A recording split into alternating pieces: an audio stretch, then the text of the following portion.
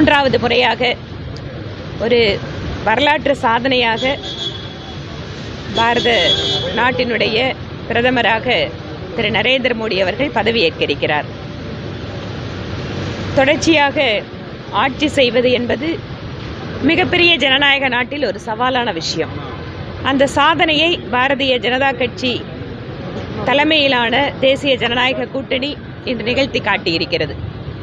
நாளை பாராளுமன்ற மைய மண்டபத்தில் சென்ட்ரல் ஹாலில் தேசிய ஜனநாயக கூட்டணி கட்சியினுடைய இப்போது நடந்து முடிந்திருக்கக்கூடிய தேர்தலில் வெற்றி பெற்ற எம்பிக்கள், ராஜ்யசபா எம்பிக்கள், பாரதிய ஜனதா கட்சியினுடைய தேசிய நிர்வாகிகளுக்கான கூட்டம் நாளை காலை 11 மணிக்கு நடக்க இருக்கிறது.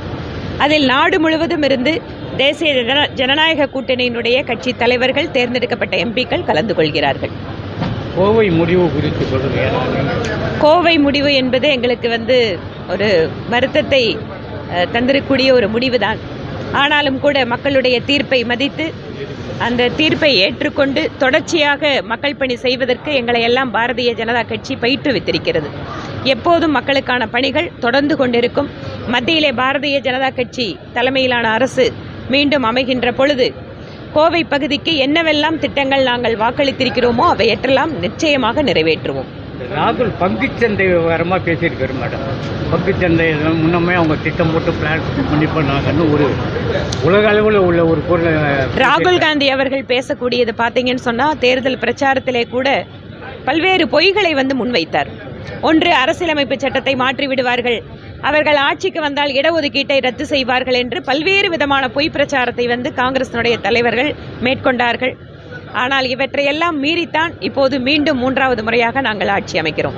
மேடம், கன்னியாகுமரி தொகுதியில் மத்திய இணையமைச்சராக இருந்த பொன் ராதாகிருஷ்ணன் 2வது முறையாகவும் தோற்றிருக்காரு. ஏதாவது காரணங்கள்?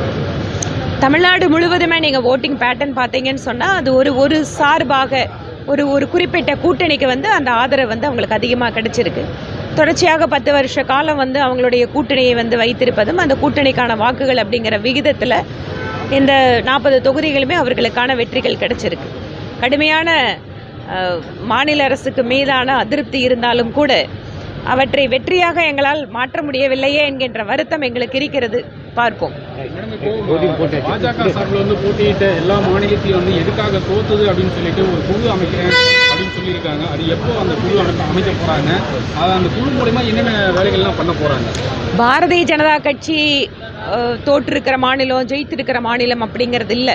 தேர்தலுக்கு பின்பாக எப்போதுமே கட்சி தேர்தலில் வெற்றியோ அல்லது தோல்வியோ எதுவாக இருந்தாலும் அது பற்றி விஷயங்களை எல்லா நிர்வாகிகளோட கேட்டுங்கிறது வழக்கமாக நடக்கக்கூடியதுதான். அதற்காக இதனால் தனியாக குழுவெல்லாம் அமைக்கிறேன்னு கட்சியெல்லாம் சொல்லலை. இது எங்களுக்குள்ளேயே இன்பில்ட் சிஸ்டம் இருக்குது, ஏற்கனவே அது இருக்குது. ரொம்ப நன்றிங்க.